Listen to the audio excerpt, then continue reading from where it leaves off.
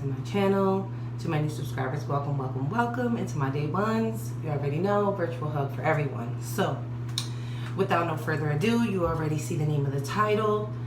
So we're going to jump right in. Today we're going to be doing a Woman of the Bible story. And let me just, so forgive the lighting because I can't even hear myself. And I told y'all these videos take a lot out of me, so I'm just going to ask God right now to use me as a vessel so this video can get across to, or whatever message needs to get across to. I got to do my work too, right? So without no further ado, we are going to be doing the story of the Queen of Sheba. So let's just jump right in. The Queen of Sheba, or let me just show y'all a picture too so y'all can see. Picture. Okay, so the Queen of Sheba. The Queen of Sheba was drawn to Solomon's renowned wisdom. Word reached the kingdom of Sheba, modern-day Yemen, about a monarch in the north whose wisdom surpassed that of any who had come before him. Traveling merchants spoke in awe of Solomon, the young king of Israel who possessed at almost supernatural ability to uncover the truth and make wise decisions even in the most complex situations. In the palace of Sheba, a woman of unmistakably regal bearing took a special interest in these accounts. News of Solomon piqued her interest. Where other monarchs may have seen a threat, Sheba saw opportunity. As a ruler in charge of making difficult decisions every day, she appreciated the value of wisdom and understood its sacredity. If the reports were true, the young king and his kingdom would make ideal allies for Sheba. So let me just interject. Sis was fearless. Sis was honest. Sis was like, oh boy smart, oh boy this, oh boy that. Let me see what I can learn from him already. Like, or rather not what I can learn from him, but she on some like, let's be besties because, 1 + 1 is 2 every time. So, I mean, it can seem kind of as an opportunist, but as we read on, you will see sis was smart.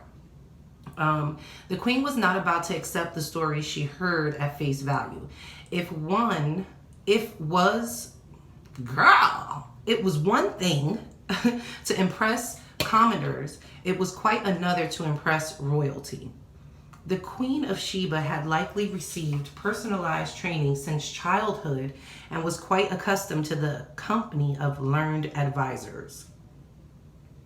So sis was basically, if you want to compare it to modern day, sis she was very familiar with corporate. She was very familiar with getting money, being around millionaires and things of those sorts, people with knowledge, with intellect. Oh, excuse me, hold on. Oh, my nose get to running. Anyway, so basically she was, trained a child. She was trained from childhood, basically. The queen decided that the best way to determine whether the stories were true was to lead a royal caravan to Israel. Caravan. Sorry. The queen decided the best way to determine whether the stories were true was to lead a royal caravan to Israel and test the king's legendary wisdom for herself. So baby girl had to see it for herself. She prepared a list of questions that would have stumped Manasseh members and Jeopardy contestants alike. Okay, so she basically, since she is who she is, she made a list of questions like, okay, since I know this, he should know this, boom, boom, boom, boom, boom. So she was going prepared. I want to see for myself. When the Queen of Sheba arrived in Israel, she found that Solomon more than lived up to his advanced billing. The young king aced the exam without even studying. The Queen of Sheba was overwhelmed with his knowledge and by his entire kingdom. She raved about his leadership. Importantly, the queen was wise enough herself to recognize God's hand in Solomon's life, and she gave praise to the Lord. To Solomon, she gave rare spices, precious jewels, and 9,000 pounds of gold. More than that, though, the Queen of Sheba gave Solomon credibility. Her visit and her subsequent endorsement helped burnish Solomon's reputation throughout the ancient world. So now, see, and that's the crazy thing. Because she was who she was, she went out there. She wanted to see if he was who he was. And just in her going out there and then coming back and being like, he is who he is, you feel me? Boom, that just put him up. So sometimes, even though you can't think so like, okay, boom, life lesson. You may be queen of your world and at the top of your game, but you can still learn from others. Period. And not only that, you'd be surprised what you bring to them. You know what I'm saying? So just how, like, boom, she went over there to see if the stories were true. She compiled a list of questions because she is who she is.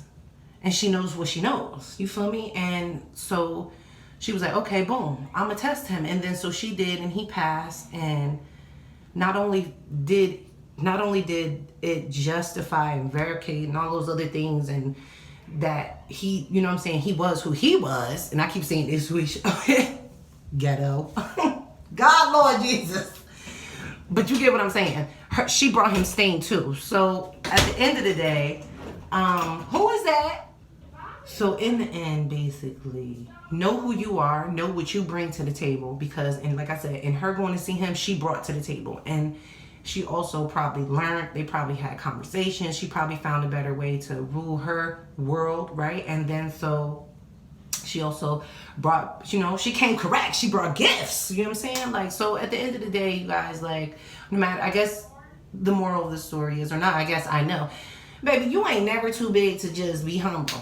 You ain't never too big to be humble, like, you know what I'm saying? Because you never know what you can learn. So it's always mindful, and it doesn't mean take advice from everyone. That doesn't mean do what anyone tells you to do. Do what you feel is right, but at the same time, always keep an open ear, an open mind. Be willing to hear what's going on, and you know, what resonates with you, and what doesn't, baby, next.